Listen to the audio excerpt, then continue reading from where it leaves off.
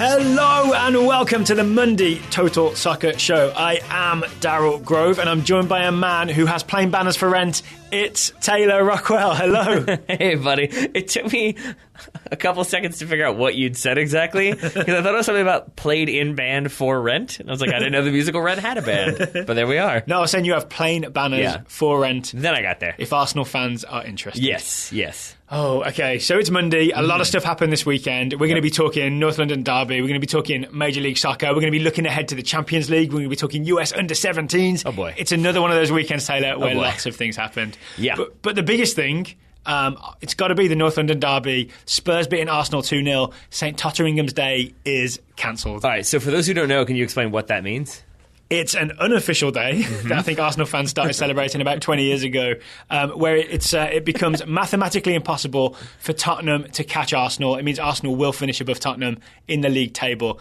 With Spurs' 2-0 win this weekend, it is officially impossible for Arsenal to finish ahead of Spurs. Yeah, and this, I mean, for the first time in, as you said, 20 years? I don't know the exact number, but it was in the mid-90s. I didn't actually know that this was a thing until you mentioned it on Goalmouth really? a couple weeks ago. Okay. And I was like, I guess I should have known that was a thing, but I didn't. And yeah, I mean, and it is kind of a monumental shift, right? Which is to say that it could easily go back. I mean, Spurs have been in the Champions League this season, in seasons past as well, when Peter Crouch was still there. So it's not as though this is some whole huge paradigm shift and the whole world is different. That said, it does feel like things are very different in terms of the arcs of both teams. To give you an example, last season, when it was Spurs and Leicester challenging for the title, it was Spurs Arsenal who finished second. Arsenal somehow finished second, so it did reinforce this thing of it's just going to happen every year. Yeah, but this season Arsenal now are in sixth place, maybe not even going to finish top four. And watching Spurs v Arsenal, the 2-0 win, there was one team that looked wobbly and one team that didn't. So the most Spursy team on display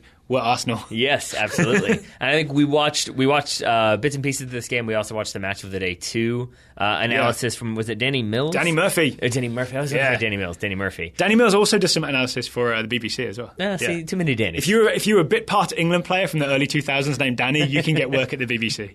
I'm not sure how many other ones there are, but I'm sure we can find a couple. But he did a good job. Danny Welbeck's got it lined up for the future. He very well could. Because you look at what he was talking about, and it's essentially that you had a Spurs team that were clearly very disciplined, clearly knew exactly what to do, knew how to transition in terms of what they were trying to do in their defensive approach, in their attacking approach.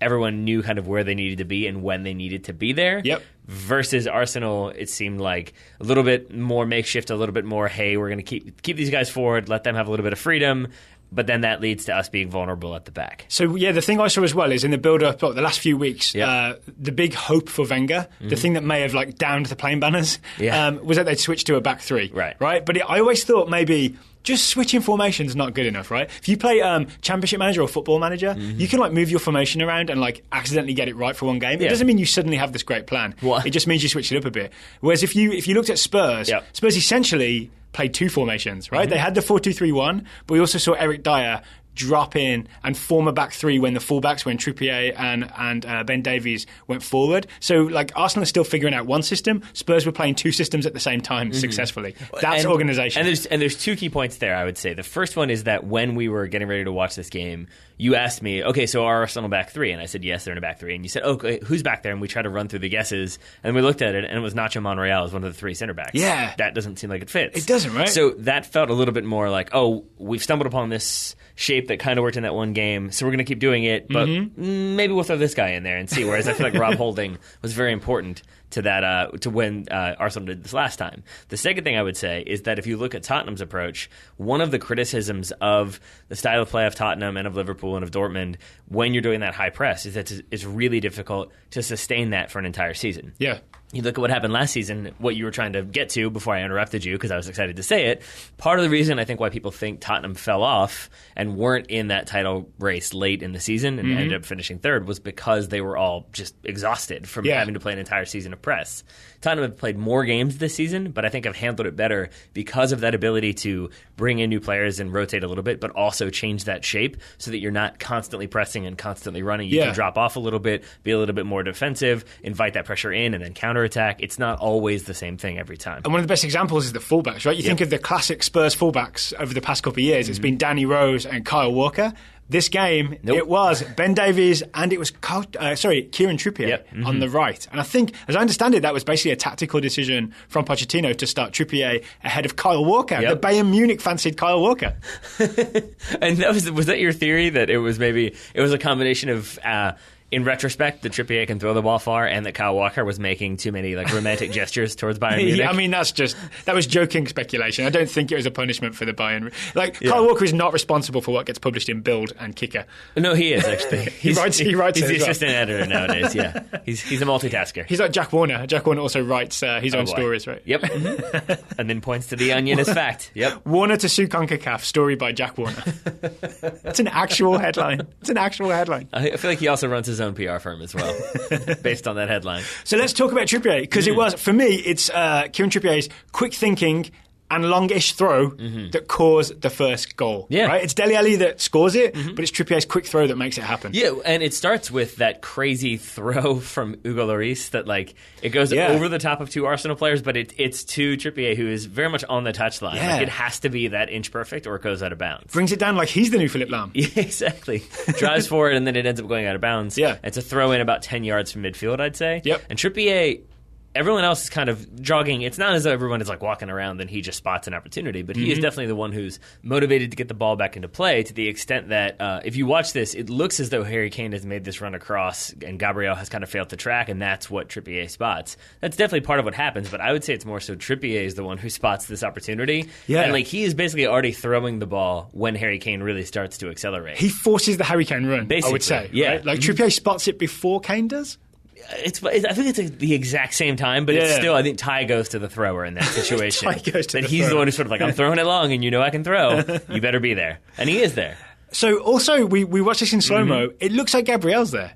Yeah, it looks like he beats him to it. So I think the ball... So first of all, the ball definitely has a weird spin, which would imply that it's an illegal throw. I mean, which is never going to be called, but it's not supposed to have strange spin on it. If it does from a throw-in, it means that something funky is happening. Something is awry. So I think the ball definitely holds up a little bit, but I think Gabriel, because he's goal side, tries to get around Harry Kane, and then the ball sits up a little bit more, so maybe he can't quite get to it. And then on top of that, you can definitely see a little bit of a shove, maybe a pull from Harry Kane, just to slow that run a little bit. I think Harry Kane, in an almost Diego Costa-y type way, knows just how far to push it. He knows just how much he can foul Gabriel to get an advantage without giving away a free kick. I mean, this sort of goes for the penalty kick later as well. Yeah, I was going to say, he's like the villain light of Yeah, this exactly, game. Yeah, exactly, yeah. Yeah, so basically then, I think it's Nacho is able to come across, kind of cover, he gets a poke to the ball as Harry Kane is trying to settle it, but then that leads to chaos. It leads to Dele Alli picking the ball up. Dele Alli drops the ball to Christian Eriksen. Christian Eriksen does crafty things. Plays that ball. He accelerates into that mini. He creates a mini channel for himself in the 6-yard box, right, and accelerates into it. Yeah, and I think what we said was or what I said at least, was that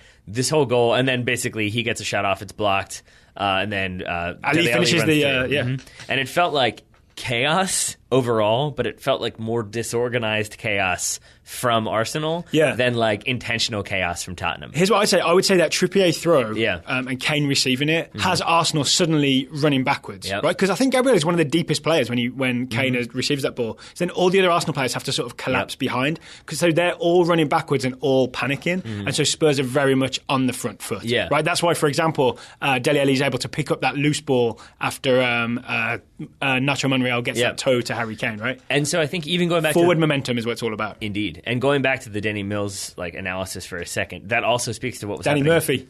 I'm sticking with Danny Mills until I'm completely proven otherwise, which is to say, yes, Danny Murphy.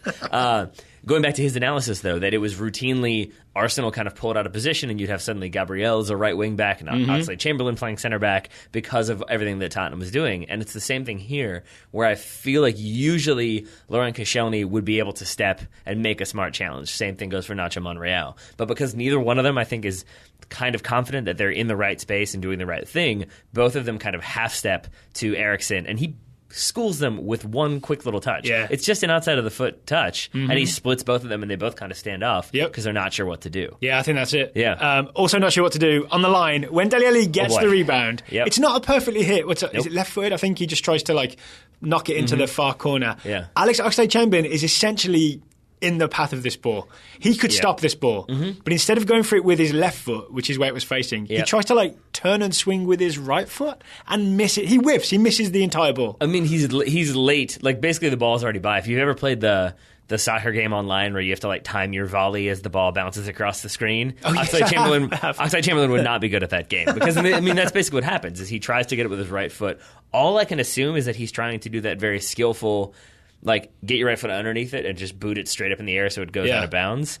But almost always he shouldn't have put it into the new White Hart Lane. Yeah, but almost always that's going to turn into an own goal. And it won't if you clear with your left foot, which is the obvious one. You can clear it back out.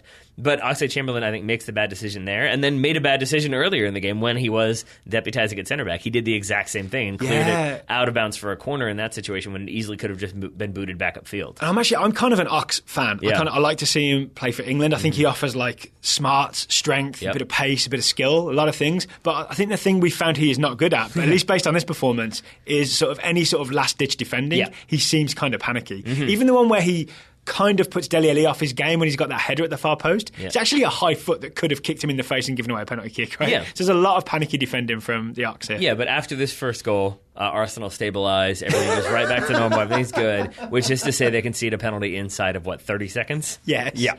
So the TV footage is so busy showing the replay of the first goal, they don't even have time to show you the build-up, but somehow it just cuts to Wanyama. From Arsenal's kickoff, it ends up with Victor Wanyama in the attacking third, slipping a ball down the line inside the penalty area to Harry Kane, who I think somehow fools Gabriel into thinking he's fast. And Gabriel thinks that Harry Kane running down the outside is a threat and I need to foul him. In the studio, and again, this is where I talk about this when we do the Kickers broadcasts as well as on this show.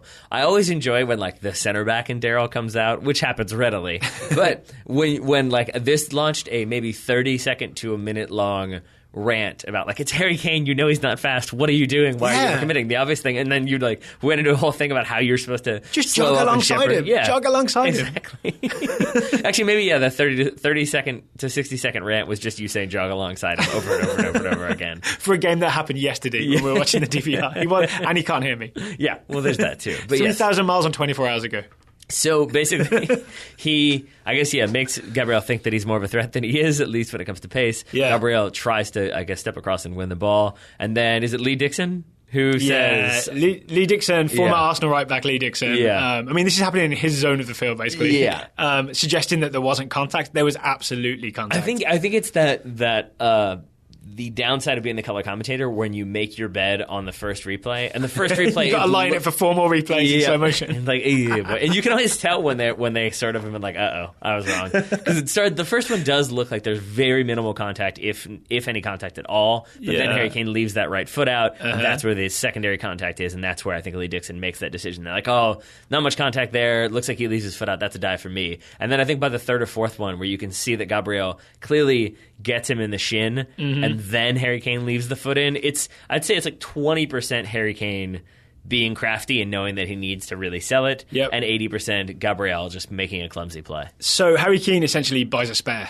Right? Sorry, Harry Kane. Yeah. Buys a spare. He knows that he's got caught on the first one, but then he leaves his leg behind to get caught a second time. What did Ian Wright call it? It was like he got the belt, but then he also wore the suspenders, or whatever you call suspenders. Belt and braces is what he called it. He's just making double sure that his trousers stay up. Yep. So I think I can understand why Arsenal fans might feel aggrieved, but I think that they're probably not justified in feeling like they were hard done by that decision. Absolutely. All right, so where does this leave us? This leaves us with St. Totteringham's Day cancelled. Well, Harry Kane finishes the penalty, worth noting. Yeah, it did. Okay, so it finishes 2-0. I think, do you feel like we even opened the show with it, there's a lot of focus on the whole St. Totteringham's Day thing, and maybe the best thing for both teams, for Spurs and Arsenal, will be to not worry about that so much as to worry about what's actually happening now. Because what's happening is Spurs are in a title race with Chelsea, right? 3 games to go, 4 points behind. So there's 12 points to play for, 4 points behind. It's possible, right? Things are possible. Arsenal are in 6th place, 6 points off of 4th place. That's their goal. They need to get there as well. So maybe now they can forget about each other and focus on the other 18 teams in the Premier League. Yeah. That's probably a decent idea. And I think of the two, I'd rather be in Tottenham's shoes. Of course, yeah. You want to be in a title race, right? Yeah, I think so. And also guaranteed Champions League, Yeah? Is that right? They guarantee Champions League? Oh, yeah. All right. Or at least I would think so, unless something goes horribly wrong and they lose on their games. Let's say they are. Let's say they are. Okay, what about Arsenal then? They have the FA Cup final to look forward to. May 27th, I looked it up, against Chelsea. They could finish the season with a trophy. What if they finish the season with an FA Cup and outside of 4th place? I mean, I think will you be doubling down on plain banners, buying more so you can rent them out? I mean, I'm never a big fan of the plain banner anyway. No, I was joking. I'm not. I don't think Stan Kroenke or any owner really is sort of like, oh no, the fans are 10 fans are annoyed enough that they had too much money to spend that they bought this plain banner. I feel like they'd be more like, they can afford planes. I'm going to put season ticket prices up. Mm-hmm. Yeah, I'll say this: I don't think winning an FA Cup and finishing outside the Champions League spots is going to make anybody who was already on the Wenger out bandwagon jump ship into the never mind Wenger should stay. I think the only thing that happens now is more people think that it's time for him to go. Yeah, does that make sense? Because I just don't think that anybody who's really worse than frustrated, before, right? Yeah, but also just anybody who's really frustrated by the situation isn't going to be like, oh, well, we won the FA Cup. They're never going to be like, well, never mind. I've completely changed my opinion. Yeah. Whereas I think people who are like, well, let's hold on and see how the season ends. When you're outside of the Champions League spots, even if you win the FA Cup, it's still like, but it's still a failure of a season. We're still falling behind our opposition. We need to step it up. Because that's the bar that's been set, right? 4th place is the bar that's been set. And it's all, in some ways, the complaint among Arsenal fans, I think correctly, is that actually that's kind of a low bar to set for Arsenal. The bar should be challenged for the title, right? Then if you fail to even clear that bar, then you're just bad at high jump. Yeah. Right? Well, but wasn't it you? I think it was you. I could be wrong. Maybe I'm giving you credit for something like BBC or Sky Sports analysts were saying. Wasn't he saying it's like 2 teams, one at the beginning of a cycle, one at the end of a cycle? This was me. Yeah, I was talking before about how, you think how long Wenger's been there and how he did have that period of success, but now the methods he was using don't seem to be working anymore. It is the end of a cycle for Arsenal. You can definitely feel like it's on the down. Whereas for Spurs, it's been so long of I joked earlier about Spursy, right? They're definitely at the start of the Pochettino success cycle, right? He's had a couple of years to sort of figure it out, and now everything seems in place. You saw how great they were at implementing that 4-2-3-1/3 at the back, pressing, fullbacks high system, how well that worked. It looks like a team that know what they're doing. Right. So it's end of a cycle versus beginning of a cycle. And I think that is with the end of a cycle for Arsenal, that's the other point that I think leaves him in a bit of hot water, is that him being Arsene Wenger? Yes, if this were Arsenal finishing outside the top 4, but recognizing, okay, we've got a lot of older players. We need to sell some players off, bring in some new blood, change the way we're playing, get rid of this guy. Bring it if it was just an obvious okay, here are the obvious things, and we're going to start working towards that. We're going to change the system. We're going to do that now. Instead of, as we talked about at the very beginning of this, it feeling like kind of a scatter shot, okay, this worked one game, we're going to do this. Yeah. But you two are still going to, you two being Ozil and Sanchez, kind of do whatever you want. And Giroud, you're Giroud. But it just still doesn't feel like he has been okay, my old plan isn't working. It's time to reevaluate and change things up. It feels sort of like, I don't know what to do. And that's where I can see that frustration for Arsenal fans really starting to boil over. Because it does seem to have been constantly Arsene Wenger essentially saying that, don't worry, I know what I'm doing, this is working. There was even the phrase I haven't heard in a while, Arsene knows, right? Ooh. It used to be that it all worked out because there was a long-term plan. Like when you finished 6th, as looks possible, that it's pretty clear that there is no long-term plan that's good enough to beat the sort of Chelsea, Manchester City, even Liverpool, Spurs, those teams that are above you. Yeah, and I also don't think, for as much talk as there routinely is about but the more you stick with it, the more you fall behind, and the harder it is to get in the top 4. I think we've seen in the last 4 or 5 seasons that top 4 is a very fluid thing from year to year. Yeah. So it definitely isn't as though if Wenger stuck around and made some changes and really kind of went back to the drawing board and figured out a new way to approach things, Arsenal could easily be back in the top 4. At a minimum, maybe even challenging for the title. It just feels like right now the momentum has kind of run down. It doesn't seem like he has a lot of ideas. It doesn't seem like a lot of the fans have patience for him to come up with new ideas, and it certainly doesn't seem like the players are as motivated as they've been in the past to play for him. It's just a sad way for it to end. Yep. I almost wish him an FA Cup win and then go out with at least holding a trophy. Yep. Right? I think that would be the ideal, is for him to say I've won silverware, but this is the end for me. I'm going to move on to something else, which I feel like is France, but who knows? All right, enough on the North London derby? Yeah. Okay, shall we look to the future? Sure. By which I mean tomorrow and the day after. Yep. So on Tuesday, it is Champions League semi-final start. It's Real Madrid versus Atletico Madrid, first leg of the semi-final there. And on Wednesday, it is Monaco versus Juventus, first leg of the semi-final there. I want to be on record as saying, hooray for only one Champions League game per day. So you can be guaranteed you haven't made the wrong choice. Yeah, right? Because constantly we sit in the studio thinking, are we watching the wrong game? Are we watching the wrong game? Are we watching the wrong game? Right. This time we'll be watching the right game. And it's also not dependent upon like when you see that first goal go in the other game. That doesn't necessarily mean the other game is better, because I would say the second half of Leicester Atletico was fascinating to watch. But again, that's never going to be a game that you're going to opt for over everything else you had on offer. So yes, I'm with you. I'm excited for their 4 teams left. You get to watch everything. You get to know everything that's happening. Okay, so we've got quick previews for you and quick specific predictions. Let's start with Real Madrid, Atletico Madrid. It's at the Bernabeu. Taylor, what's your team news on Real Madrid and what's your specific prediction? I mean, team news is Real Madrid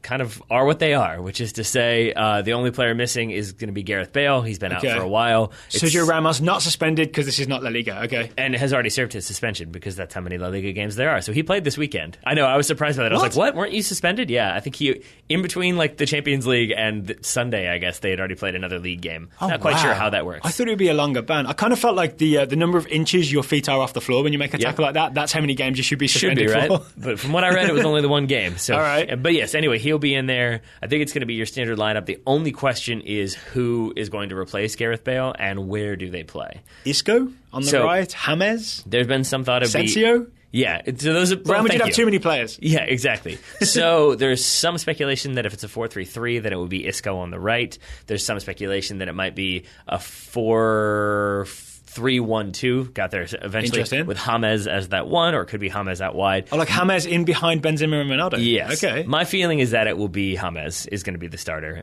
in this game, just because it seems like he's been the one that Zidane has looked to. That's who he brought in El Clasico, and he got a goal. Yeah. He started this weekend, so I think it's going to be James, which is just with the way my predictions go, James won't see a minute of this game. Yes, and so that's really the big question. Outside of that, you've got Varane and Ramos are going to be your center backs. Marcelo, Carvajal, you know who's going to be in there. Casemiro's your defensive midfielder. Varane's back? Yep. No more Nacho? Nope. It seems like it's going to be Varane. Okay. That seems to be the speculation, and then there could obviously be, depending on how fit he is, because he's coming back from injury, could still be Nacho. Okay. So that's the other wrinkle in there. So what's your very specific prediction? My very specific prediction is no one that I've mentioned, but somebody you have, and it is Marco Asensio. Because he seems like he's become sort of a super sub almost for Madrid, not even in the league, where he basically went without scoring for a very long time up until March, but then he came in the Champions League against Bayern Munich and assisted. He scored as well. Yes. So my prediction is that he will get a goal or an assist in this game, even though I'm guessing he will not be starting. Okay, so the ascension of Asensio. Yes, because I think this is Madrid at home. I could see them, maybe if it's 0-0 into the second half or 1-1 and really pressing for something else to happen because you want to get that win in the first leg. Yeah. I could see them bringing on an attacking player like Asensio to try to make something happen. Okay, all right. So for Atletico, this is a rough game. Yep. So the last 3 seasons of the Champions League, Atletico Madrid have been knocked out by Real Madrid. Yep. So the 2016 final, obvs. The 2015 quarter-final, they lost to Real Madrid 1-0 over 2 legs. And the 2014 final was, I believe, the Sergio Ramos late header. And the Diego Costa hamstring. Yes. Oh, when he played when he definitely should not have, right? Yeah. There's not enough horse placenta in the world to fix that hamstring. Correct. So for this game, you'd think they'd be all up for revenge, but they got some troubles. Yep. There are troubles at Atletico Madrid. They are injury troubles. Juan Fran, one of my favourite right-backs, he's out injured. Jimenez, also out injured. Jimenez was filling in at right back. Vrsaljko as well. Vrsaljko was like the third choice, also out injured. So there's kind of a crisis. As I understand it, based on the previews I've been reading, Diego Simeone will move Savic from centre back to right back because he can do that. But then you break up the Diego Godin-Savic partnership and you have to bring in 21-year-old Lucas Hernandez. Yes. We've seen Hernandez before. Nothing wrong with him, but this is kind of a big game. Yeah. It's kind of a big game to have to deal with this, right? It's not this kind of stable, settled back four that you would much prefer if you're an Atletico Madrid Which is a lot of what Atletico is based on, right? Yeah. Is that back four is solid. Yep. I've still got faith in Godin, but it's a lot of like different personnel in different places. Yep. So here's my prediction is Atletico will concede a goal coming down their right side. Yeah. Because in that position, it's going to be Savic in an unfamiliar spot. Guess who's up against? I believe that would be Cristiano Ronaldo and Marcelo. Yep, and Marcelo's in the form of his life. Yep. So yeah, this is and a terrifying. Modric tending to cheat on that side. Yep. So it's a terrifying prospect. Yep. I mean, there's a chance this works out, and Savage puts in like a centre back's performance at right back. But you'd rather it was Juan Fran, right? The man who's always there. I would say so. Yeah. Just because you're having, and then you're also having because. You're then having to break up that partnership that's formed with Savage and Godin because Jimenez is playing on the right-hand side. Now he's not, so you're breaking that up. So again, that leads to uncertainty in the middle as well. So I guess we'll find out how well that goes, but I predict it's a weakening of Atletico Madrid. The good news is that Kevin Gameiro is back. He played in the 5-0 win over Las Palmas this past weekend. They were 3-0 up after 18 minutes, apparently. I don't know if Gameiro starts or it's Fernando Torres. Obviously, Griezmann starts. So I'm also mini prediction. I'm expecting maybe Gameiro off the bench and making some sort of impact for Atletico. All right. But my prediction is a negative one. It's that they'll concede from that sort of right flank where they are weakened by injury. I did want to add, though, because we've talked about this a couple times in the past month, is that Atletico were the ones who keyed me in to the idea that Casemiro can be pulled out of position, because they did that in the Madrid derby in La Liga a month ago or so, that it was basically Casemiro went chasing, and you could watch it in the lead up to their goal how they were slowly pulling him out and pulling him out and pulling him out. Then they exploited the space in behind. So he is probably going to be starting. It is still Atletico who can capitalize in a half a second. And you're going to have Gameiro likely with Griezmann. I would say it's probably going to be Gameiro. So I think that leads to the possibility of another exciting counterattacking goal for Atletico Madrid. What are the chances of a Sergio Ramos hackdown of a breaking Atletico striker, be it Gameiro or Griezmann? I don't know if that's ever happened before. Speaking of which, I didn't want to go on record as saying that it felt like Ramos had gotten a bunch of red cards before. I felt like he had, but it also felt like I didn't want to go there with you. I didn't want to commit to it either. Right? So I held back a bit. It felt like one of those tricky stats where it seems like, Ronaldo's won 19 La Liga titles. In reality, he's won 1. Yep. So I wasn't quite confident I wanted to commit to it. I said I felt like he'd gotten a couple. 5. He has 5 red cards in El Clasico. I don't know how many he has in Madrid derbies. So I guess they were all flat Leo Messi tackles. So. Sure. All right, so that game is Tuesday, 2:45 p.m. Eastern. We'll be reviewing that game. We hope it's action-packed. On Wednesday, it is Monaco versus Juventus. Yep. All right, Tyler, you're up first with Monaco. What's the skinny on Monaco, and what's your prediction? So I guess the big question mark is hanging on the head of Timu Bakayoko, the big, strong defensive midfielder. Broke his nose in a training winner of tackles. Yeah, well, unless he's going up against Kamil Glick, apparently. Broke his nose in a training ground collision with his central defender. Seems like he will be good to go. Didn't play this weekend. Will be wearing a face mask if he does play. It kind of feels like one of those situations when he's going to tough it out. He will need surgery, but he's postponing surgery till after the season because he wants to hang in for this and for the League One title chase. So that would be So that would be the big question mark around this Monaco side. Outside of that, you kind of know what you're going to get from them. Oh, yeah, tell me then. Tell me all about Mbappe and Falcao. All the crew. You kind of already know it. And you pointed me to it. It was a good article by, Black and White and Red all over, READ all over. The Juventus SB Nation blog. Yeah, and they do a very good job of kind of explaining what Monaco do and how they do it effectively. And I'm going to go out there and say best named team blog on SB Nation. Just ahead of Cartilage Free Captain, which is a good name for the Spurs blog. So it's basically going to be a 4-4-2 that is actually more like a 4-2-2-2. And basically you've got the kind of wide midfielders, wide attackers in Lamar and Bernardo Silva. They get forward, they block you from playing out wide and down the channels, and then you've got your 2 destructive midfielders in the form of Bakayoko and Fabinho. It will be João Moutinho if Bakayoko can't go. That's a big miss if Bakayoko can't go, right? Yeah, absolutely. And I think with all that said... It's a Bakayoko no-go. I think with all that said, it's going to be a really tough game for Monaco. And again, that's because I've gone on record as saying I think Juventus are going to win the Champions League this year. I think this is going to be the most difficult defense that Monaco and specifically Kylian Mbappe will have played against. I think Giorgio Chiellini and Leonardo Bonucci are capable of really showing him how it's done, but also maybe putting in a challenge here and there. They got the smarts and they got the nastiness. Right. And so my initial kind of leaning was that I wanted to just go with something really, really boring with any other player, but with Kylian Mbappe it would be kind of interesting, which is that Kylian Mbappe won't score because he always scores. But instead I'm going to go with this. I'm going to say Benjamin Mendy will be responsible for a goal. Which way? See, that's the question. Because it could be that Benjamin Mendy drives forward. He is obviously the most attacking of Monaco's defenders. Will drive forward, will create something. He did that against Dortmund. He'll help kind of break down that Juventus defense that is so determined that held Barcelona scoreless. Yeah. Or it could be that Juventus will plan for that and invite him on in so that there's space in behind for their attack to exploit. And he's going to be up against Dani Alves. So that could be, they could pass each other on the way in the wrong direction. Yep. It's a distinct possibility.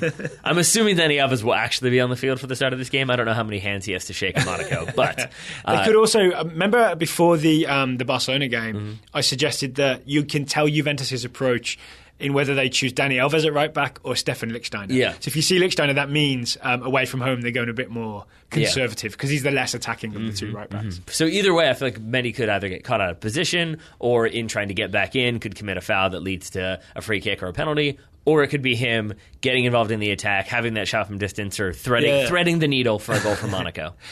My quick take on Monaco, I'm interested to see Mbappe against a really tough defence. Yep. Because he's so celebrated right now. Everyone is super hyped. We'll hear more about him later in the scouting report. The new Thierry Henry and all that. I think coming up against that Juve defence is a real challenge for him. We may see him have one of his quieter games. Yeah. There's also that other guy, I don't know if you've ever heard of him, who plays up top for Monaco. His name's Radamel Falcao. I've heard of him. He's pretty decent. And that will be another fascinating matchup, is like the kind of wit and wisdom of Radamel Falcao. We saw it against Dortmund, where he would time his runs and exploit those 1v1 situations and find gaps and find space. He is a very wily player with lots of experience going up against, again, Bonucci and Chiellini. I think that will also be very exciting to see and something to keep an eye on. Speaking of, my prediction is all about these guys. Really? Well, actually, before I get to it, I want to give you the big team news for Juve.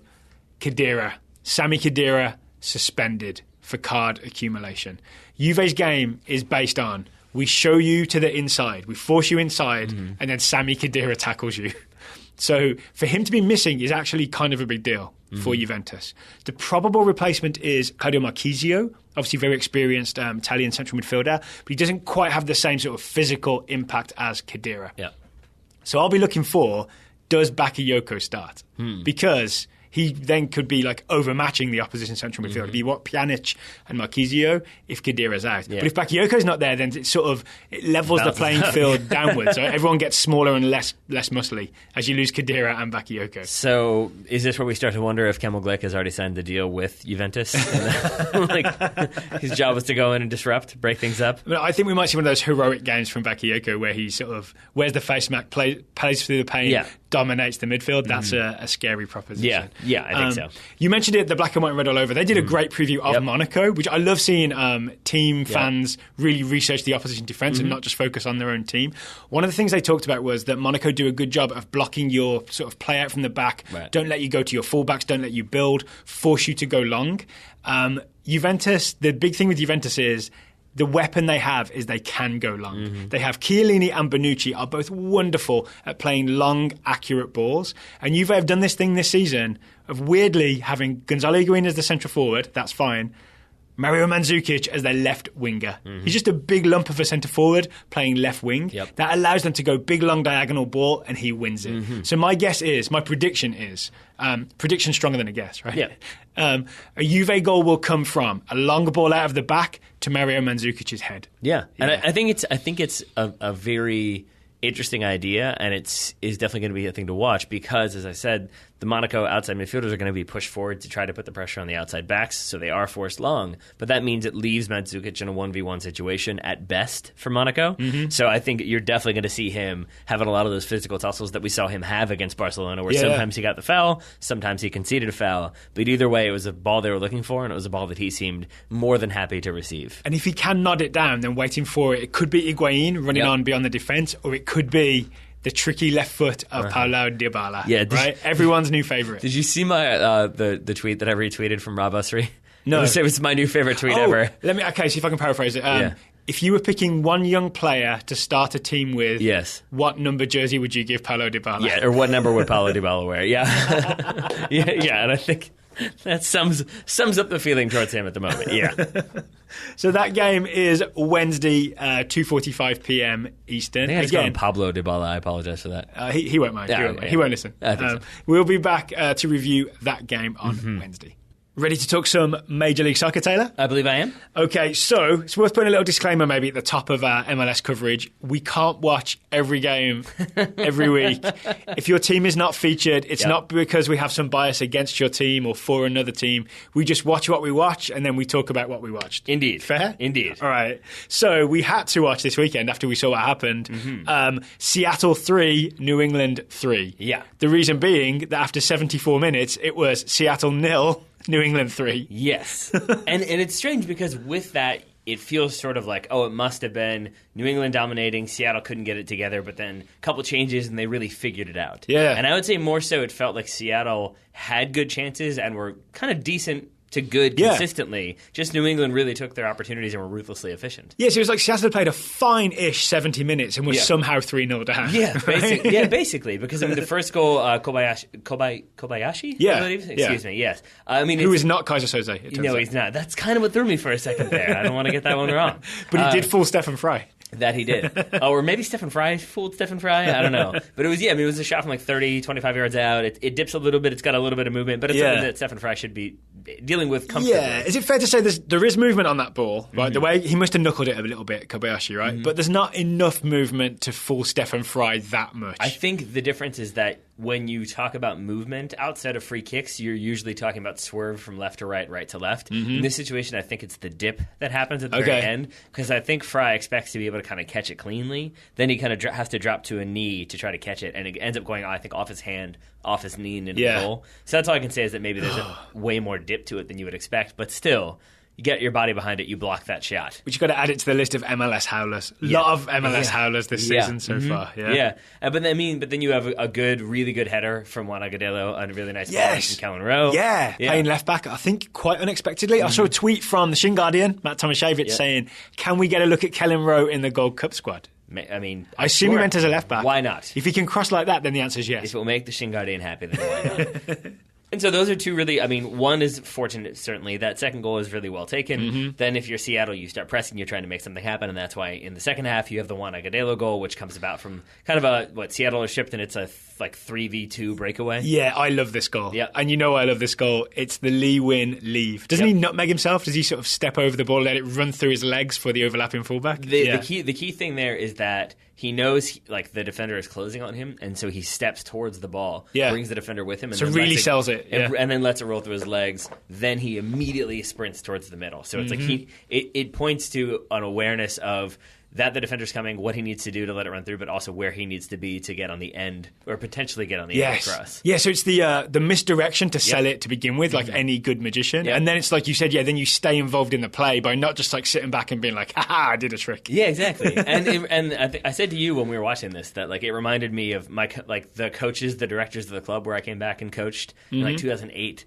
Talking about how this Lee Win guy, trust me, he's going to be the next big thing. And you can see it, right? You can still see those the moments. Flashes. Right. That's what they're talking about. And there was a spell in, was it in 2016 when we were thinking, Klinsmann's figured, is it 2015? I don't know, actually. Yeah. Klinsmann's figured out Lee Win. He's going to play this sort of left-sided midfield, but drift in and create things for the US national team. And then he was out of the squad. And now it's strange to say that. I think if you're looking at New England players who might get some attention for the U.S. national team, he is not in the top two, at least, because I'd say it's Juan Agudelo and Kellen Rowe are the two that I could see maybe getting some looks from Bruce Arena. Can we also say, before we talk about the Seattle comeback, New England do have kind of an exciting attacking thing going on. There were moments when you saw Diego Fagundes doing some tricks on the ball. You got the creativity from Lee Win. You've got Juan Agudelo being kind of ruthless in many cases. He's a player, Swagadello, player that I really, really like. So, New England... Tio Bunbury super sub, Kobayashi hitting from distance. Right. Just get a better hairstyle, so guys. The Kraft family may disagree, but I think New England's a team worth watching.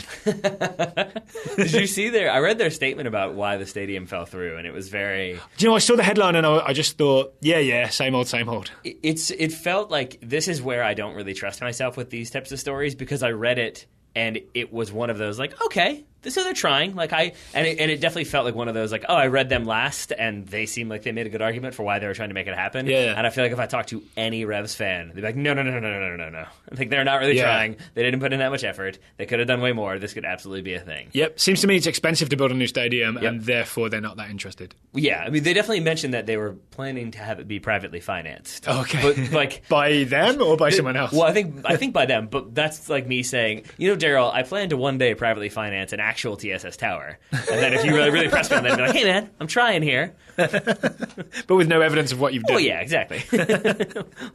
Exactly.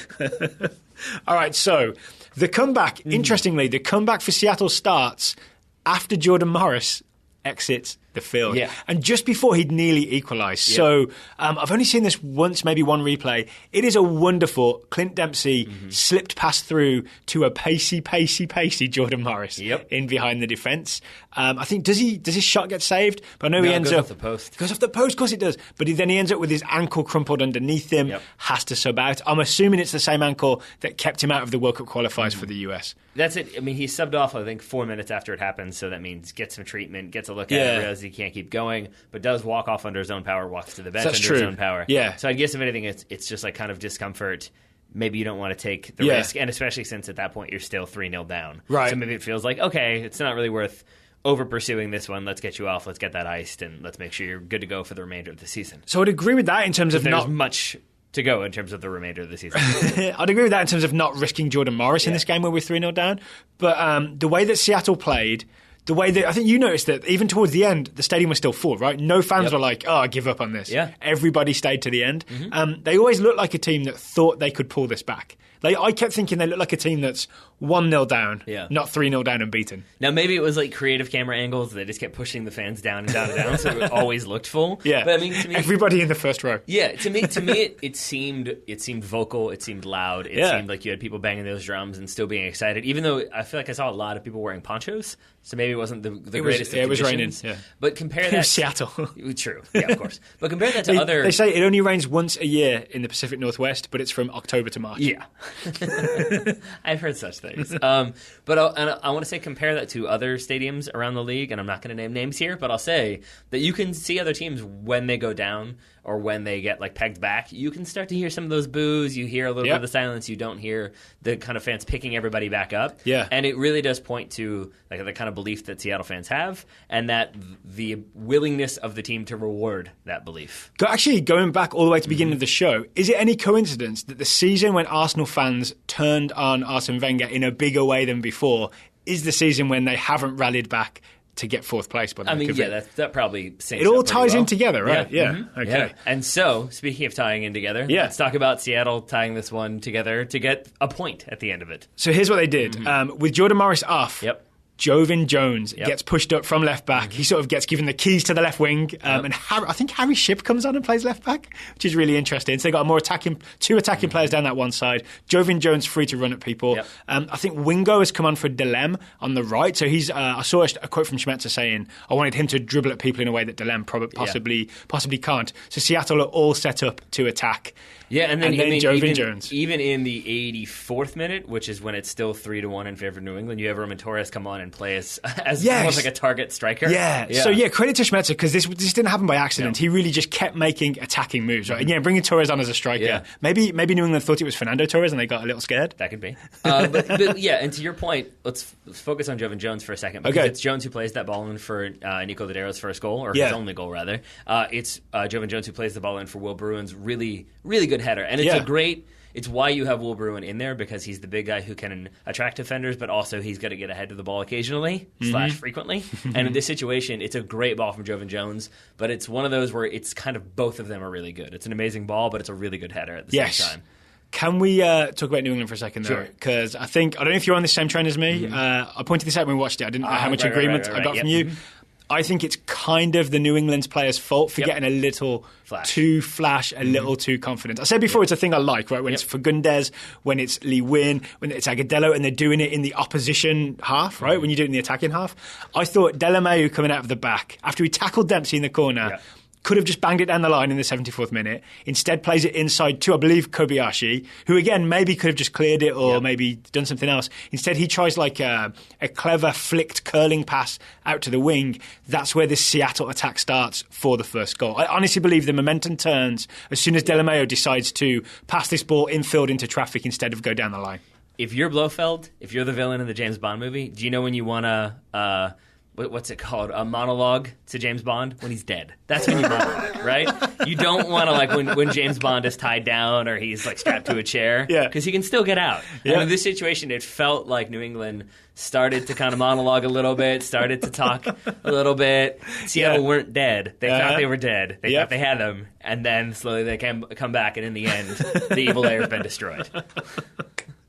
Shall we talk about it was Delamere who I believe it could have been an own goal for that first one from Ladero, right? Yeah. It deflects off him into the other corner. Yeah. Ladero gets the credit. Did you see the box score? He definitely gets the credit, but I still can't tell if that ball is going on frame or not. It looks like it might have gone wide, but it deflects. Yeah, and then so you've got a deflection there, and again, that's because he's out of position and having to run back because he didn't boot the ball up the line. So, I mean, so again, you start to see it I want to say to American kids, boot the ball up the line. It's good soccer. Yeah, good quality soccer. I think so, or just like, and I can, but see, at the same time, I can understand because he's done really well to win the ball back off Clint Dempsey, then to keep it in bounds because it's like he wins it off Dempsey, but then it's rolling out of bounds, keeps it in bounds, takes a touch, and I can understand why in that moment you don't then just want to hoof it up the field and be like, all right, your turn again. I guess Delamere was just for a second like, oh, maybe I'm the Beckenbauer of Massachusetts. And then that ended pretty quickly. Yeah. Because then, as I said... Turns out I'm the Jimmy Traore of Massachusetts. Yeah. Because it's Ladero ? With a goal, but definitely he gets the credit. Then it's Will Bruin, and then it's Ozzy Alonso, of all people. Oh, okay. Mm-hmm. Shall we talk about this equalising goal? Sure. So it's a short corner, which not everybody's always thought about. And it feels a little bit like... two kids taking his short corner, but not really sure what to do. It's like they've seen professionals do it, and they're like, all right, let's do it too. Pass. Because again, I think that's Harry Shipp out there with Ladero. Yeah. And it's the two of them just kind of passing it back and forth. Like Ladero takes the corner, plays it to Shipp. Shipp plays it back to Ladero, back and forth. I think they're trying to work some space for like a nice opening so Ladero can deliver like a really good cross, but that isn't really what happens in the end, is it? Not really. Well, and they kind of have, because if you watch it, Ozzy Alonso, he's theoretically marked, but it's a lot of that sort of like the defender reaching out and sort of gesturing in his direction. While this pass on the sidelines going on. Yeah, Alonso's really, like, wandering grabbing a jersey, putting an elbow to him, making sure he's there. So he is kind of open. But that ball that comes in from Ladero, it's not for Alonso at all, and it's not really a good ball. It's only that Svensson, Svensson is able to flick it on at the near post. Yeah. He's the real hero. Stays onside and stabs it home. In many ways, right? He's the real hero because he saves that bad ball, and I don't know how deliberately, but directs it towards Alonso. Yes. Yeah. And then I love the age-old cameraman debate of it's Alonso who scores, but it's Ladero who celebrates dramatically, and it's sort of like, who do I focus on? The guy who's fist pumping. I'm going with the guy who's fist pumping. That guy was Nico Ladero. He really did celebrate hard, right? Yeah. Oh yeah, he got into it. As you would if you've come back and scored 3 goals in 13 minutes. Yeah, why not? Oh, okay. So I guess well done to Seattle, right? Well done to New England for some great moments. Just not a complete game. Yeah, exactly. And I think that's where New England fans are probably pretty frustrated. It could be worse. Yep. They could have been Atlanta United. Yep. So we also got a good look at Atlanta United's home game against DC United, which finished Atlanta 1, DC 3. Indeed. And I saw this, knowing the stats, I saw 2 different interpretations of this. I saw one from, I think it was Fox Soccer or Fox Sports, something did like a 9 things from the weekend. Yeah. And it was this article about how DC figured out that if you can... Find an extra one, do 10. Yeah, right? It does feel like that. Like, whatever, I've run out. Similarly, if you do 11, I know that there's this idea that like, oh, it's 11 players on a field. No, it's really, they just cut it down to 10. One. That's all. Kill your darlings. But in this situation, it was, I forget who wrote it, but it was like this idea that DC had figured out that Atlanta are really ruthless when you give them opportunities, but if you can break up their transition play, then you're kind of like limiting what they can actually do. That was Ben Olsen's idea. Yeah. Was that his description of what happened in the game? It was, I think, this author, but then it was, so then I read Ben Olsen's post-match quotes, and similarly, it was like, we figured out that Atlanta are very aggressive in their attack, so if we can be equally aggressive when we attack them, we can create goals. Because really, I think the exact quote, to paraphrase it roughly, was like, all you need is 2 passes. And I think all of that is to say that is very much glorifying what DC United did in this game. Well, the third goal was kind of like 3 passes up the field for the 2 to score the game killer. But I feel like when you read those synopses, I don't know if that's the plural of synopsis, but it gives you this idea that it's that sort of game where, yes, Atlanta have all the possession, yes, they have a ton of shots, but those shots are like coming from outside the box and they're not really clear-cut chances, and DC are doing this good job of really frustrating them. No, it was just Atlanta's own profligacy that really kept this the way it was, because they had so many chances to put this game away. 27 shots Yeah, at I goal? can pull up the stats here. It was 26 total shots, 7 on target, 12 off target, 7 blocked. Wow. So the blocked one is maybe the one that makes people think like, oh, DC were heroically throwing their bodies in front of the ball. But I mean, there were even instances where like Atlanta hit players, by the ball, right? Yeah, exactly. Or Atlanta players were getting hit by the ball. I will credit to Bill Hamid, right? There were a couple of really good Bill Hamid saves in the early going. Yeah, because Kenwyne Jones scores in the 9th minute, but even before that, I think Hamid has already pulled off 2 pretty good saves. And it even 3-0 inside of 10 minutes. He'd even somehow, for that Kenwyne Jones header, Bill Hamid had tried 3 different shapes to try and save the ball in mid-air, which is a good reminder of just how capable of incredible things Bill Hamid is. And again, the goal is 8 yards wide. I think he jumps from about like 3 yards and ends outside the goal. So he covers like 6 yards in the air, high up in the air, just kind of like weird interpretive dancing across the goal, basically, but can't stop Kenwyne Jones' header. But from then on, no really good strikes. A lot of like shots just wide from Atlanta. A lot of attempts to cross to Kenwyne Jones. Like it worked once, maybe it will work again, and it never quite connected one more time. But see, I am a DC fan, but I don't feel like that was because of anything DC United were doing particularly well. At least not. There was a good 20-minute period where you would routinely see Sean Franklin and Bobby Boswell turn and look at each other like, what just happened there? And Bill Hamid would get up and scream at them because no one seemed entirely certain why Atlanta kept getting chances. It just felt like Atlanta had that sort of like, oh, eventually it's going to go in, and then it just kept not going in, and no one could really figure out why. Yeah, and you can see it slowly turn from, oh, we're definitely going to score, to, why aren't we scoring, to, oh no, we're going to lose this game. Yep. And just as I would say that the New England sort of collapse starts with the Delameo little overconfidence in the back, this all starts to me with that Perez ill-advised header for Atlanta. Yeah. He basically just...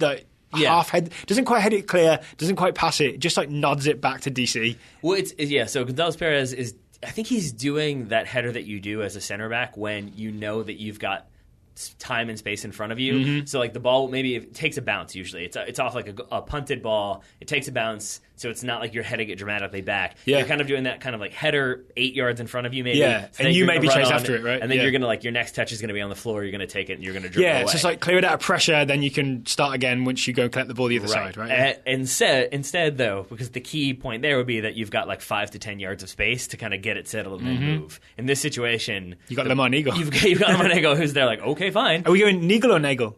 Nagel. Okay, I'll go Nagel then. Sure.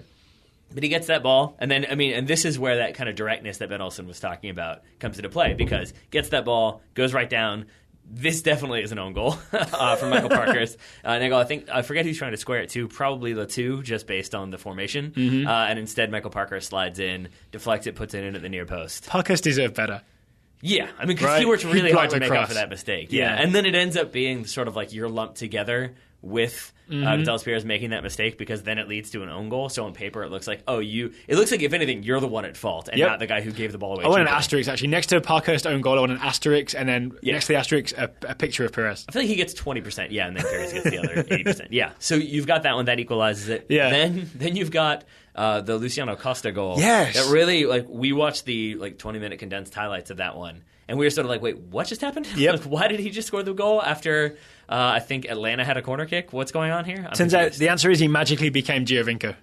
Yeah, basically. Right? I mean, it's he's short, he's tattooed, yeah. He's clever on the ball. He's wearing number 10. He's not afraid to drive at defenses and shoot. He can turn in tight circles, because that's what he does, right? Yep. He turns in a tight circle, and then throw in. Maybe it was to that Ben Olsen point. He does again just go straight for them, straight for the jugular, right? He just drives straight at the goal. And to your point, it feels as though a little bit like Atlanta are kind of nervous at that point. They don't want to make another mistake. They don't want to get caught in possession or caught out. And so they stand off a little bit more. No one really steps to Acosta, which, I mean, he ends up shooting from 18 yards out. And even then, he still isn't really pressured. And that's why he, I think, is able to pick his spot and hit that low, not even driven, but that just kind of really well-placed finish to the back corner. Yeah, that's what it is, right? It's about choosing exactly that spot and being able to land it there. And speaking of not particularly fast, let's talk about the third goal. So there's a breakaway from DC after more Atlanta pressure. What's the 55th minute or so, right? I can't remember who actually clears it, but it goes to Acosta. Yeah. Acosta slips it behind the Atlanta defence, they're all stretched up and wide because they're on the attack. They're trying to get that equaliser for Sébastien Letou to run in behind. Yeah. But because it's Sébastien Letou, he does not run at pace. He doesn't even fully collect the ball until right at the end. Parkhurst is there.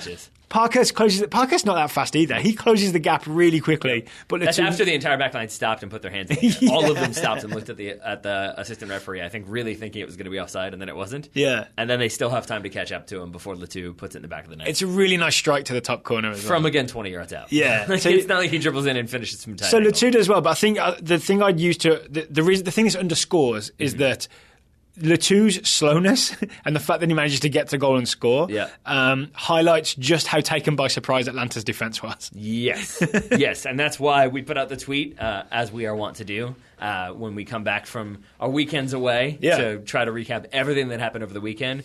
We asked, who's the bounce-back player or team for this week? Who needs that Fucci bounce-back? All right, so this segment is sponsored by Fucci, the Fucci rebounder. The ball bounces back when you play it into the Fucci net. Mm-hmm. And sorry, remind me of the phrasing? You asked... who needs the Fucci bounce-back treatment or something like that? I forget what it is. Okay, you got the list then? Yes, I do. And it starts with James Jones saying Atlanta United's back line... Woof. Agree. Yeah, I agree with James Jones. James Jones is our Andrew Carlton scout, so I assume he watches a lot of... I would guess so. John Adams says, there is a real chance that the answer to this question every week may just be Philadelphia Union. Yeah, and on that note, I'm going to go out of order to say Justin Miller says the LA Galaxy drawing with the Union at home should still count as a loss. Related, Gary Glissendorf says, LA Galaxy, that performance was terrible. I thought the previous 3 years at Man U were hard to support. The coach should just quit. Wow, okay. Yeah. So not looking for Curtin Alfo to bounce back unless he's bouncing back somewhere else. Yeah, and it is the I think you pointed this out. It's kind of the frustrating thing about Major League Soccer is because you can get like the late runs and you can get the summer long result here. LA Galaxy could win MLS Cup with Curtin Alfo as head coach. Exactly. That's not like an impossible thing. It'd be like saying early on that Sunderland were going to win the Premier League this past season. Mm-hmm. You'd be wrong, but LA Galaxy is kind of possible because I believe they are like just outside the playoffs at this point, and they have by all accounts been abysmal. Mm-hmm. So I think you've got some more Analfo in your future. Hopefully, if you're Colorado, you've got goals in your future. Sam Svalar says Colorado's offense needs to bounce back. 0 goals in the past 2 games, only 2 goals in the whole month of April. Oh, dear. Yeah. Lucasham Hotspur FC, which is Lucas Muller's new Twitter name, says, it makes me sad, but RSL need to bounce back. Real Salt Lake. New coach, but long list of injuries could make for a good bounce back soon. Mm-hmm. So, you get some players back. You get Mike Petke doing Mike Petke things. Maybe you get Brooks Lennon. Brooks Lennon taking some people on. Mm-hmm. Go on, Brooks Lennon. And then, as we've already discussed, Joe Martella says, I'd say the New England Revolution need to bounce back after giving up a 3-0 lead with 15 minutes to go. Mike Byte sums it up really well with just 3-0 leads. Need to bounce back? Yeah. Yeah, because it used to be pretty much the game was won, right? Yeah. Just wait. Just make sure the other team is dead.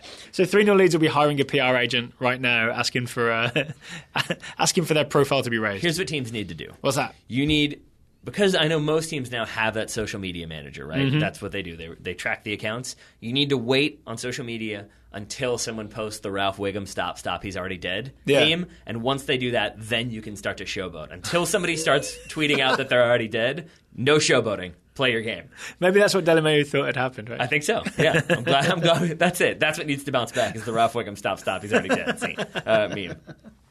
Okay, thank you to Fucci for sponsoring this episode. The link to the Fucci Rebounder is in the show notes. If you play Fucci, let us know where you play and how you play. Send us a photo. Let us know where you set up the Fucci Rebounder. And if any special rules that you employ, like Taylor and I once did, headers only, which is maybe my favourite version of it because I'm better with my head than my feet. If you're going to buy a Fucci Rebounder, the discount code is TSS 2017, TSS 2017 for the biggest possible discount on a Fucci Rebounder. Link is in the show notes. Thank you, Dale Grove, for doing that admin. Thank you, Fucci, for sponsoring the show. And thank you to the 1, 2, 3, 4, 5, 6, 7, 8, and I guess 9 scouts who sent in reports today. TSS Scouting Network, it gets bigger every week. We have all areas of the globe covered, looking for the finest, most talented young soccer players in the world. Mm-hmm. First report comes from Matthew Anderson, scouting Godfred Donsa, the 20-year-old Ghanaian midfielder for Bologna. Danza played the full 90 for Bologna this weekend and provided the assist on the opening goal in their 4-0 beatdown of Udinese. More notably, says Matthew, Italian Football Daily named Godfrey Danza as one of the 7 best young footballers in Italy. What's Italian Football Daily? It is James Richardson speaking Italian. I don't know. Okay, Beth Jolly and Alex Barone are scouting Kylian Mbappe, the aforementioned, the 18-year-old French striker for AS Monaco. I know we put it in so we know where he plays, but everyone knows. Everyone knows. Actually, I'm surprised he's 18. I keep thinking he's older. Beth and Alex say Kylian played the full 90 and scored in Monaco's 3-1 victory at home against Toulouse on Saturday. He now has 24 goals for Monaco this season. Also worth noting, PSG lost away to Nice 3-1 this weekend, which means Monaco are very, very likely to be crowned Ligue 1 champions. I believe they are 3 points ahead with a game in hand over PSG. So maybe resting all their players in that Coup de France game makes sense. Or Coup de France. I never know which one it is. I saw a highlight of that PSG Nice game, and it was Nice's Mario Balotelli. Have you seen this?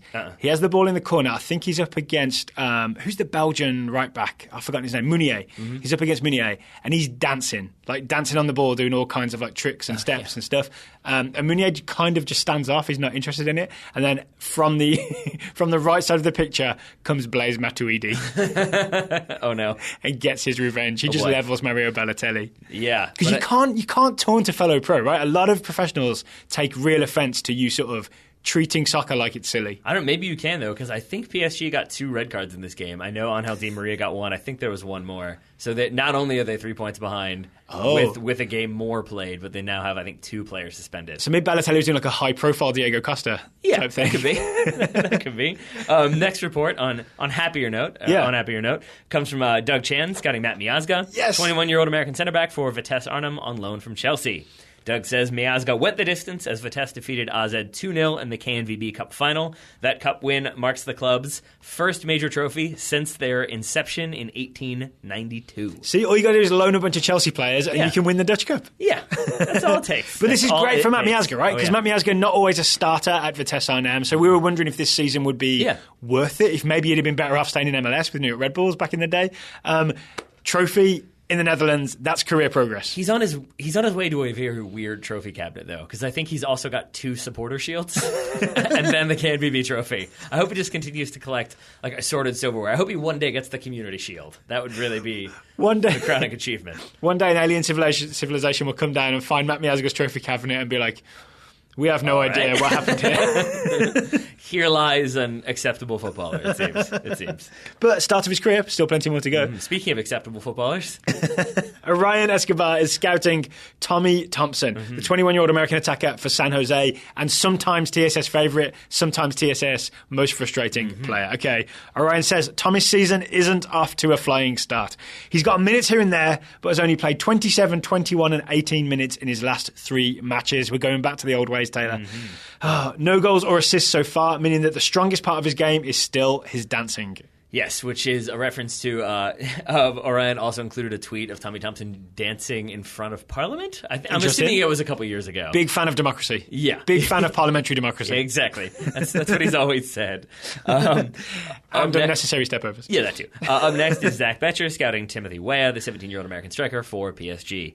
Weah got the start in the 1-0 win against El Salvador, but wasn't able to get on the score sheet. This is the U17 CONCACAF Championship. So the US were basically already through, right? After the big 4-3 win over Mexico. You want to hear more about that? We did a whole review of it. I thought it was a really good show because it was a really enjoyable game. But Tim Weah has not been starting, has he? No, he's been coming on as a sub, So this final group stage game against El Salvador, it looks like John Hackworth gave a lot of these sort of less starting 11-y players the start in this game. Well said. And with that, because the United States has already booked passage to the next round, they finish with 9 points. They win their group. They're drawn into, I would definitely say, the weaker of the 2 possible groups with, I think it was Haiti, and I believe it was Honduras. Okay, I'll take that. And then the other group was group winners Panama, group winners Costa Rica, group runners-up Mexico. Ooh. Yeah, and 2 out of the 3 of each of those groups advance. So I think the USA likes their chances far more than any of the other teams I mentioned. All right, but let's not take anything for granted. Let's not take anything for granted. Indeed. I will conclude, though, from Zach's report, more worryingly, according to Timothy Weah's mother, in terms of this is the quote, Quote, in terms of what nation he will represent, that is something he will leave for later on. Since he is now a part of the U.S. setup, he will make that decision later on as he develops more, end quote. Didn't we learn recently that Tim Weah's mother is Jamaican? Yes. So she maybe has some Jamaican skin in this game. And I think that was coming from an interview with like the Jamaica Observer. Okay. Well. So yes, she definitely has some skin in this game. Because I'm not sure how closely she follows soccer, but she may not know about the whole one-time switch type situation. Yeah. Yeah? Yeah, so I think he's probably good for now. Yeah. I would be surprised if he switches. But his options, if he were to just decide, okay, I'm going to start again and pick a team at random, Tim Weah, because obviously played for the USA, could play for Jamaica through his mother, Liberia. Could play for Liberia, and I assume maybe could play for France if he's been spending a long time there. I don't know, because the rule is that you have to have I think either been a citizen or been in the process of getting your citizenship before you were 18. And I don't know if he has French He's not 18 yet.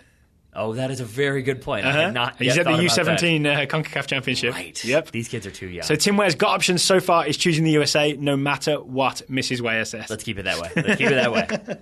My apologies to Mrs. Weah. Tyler Dunaway is scouting Gabriel Jesus, the 20-year-old Brazilian forward for Manchester City.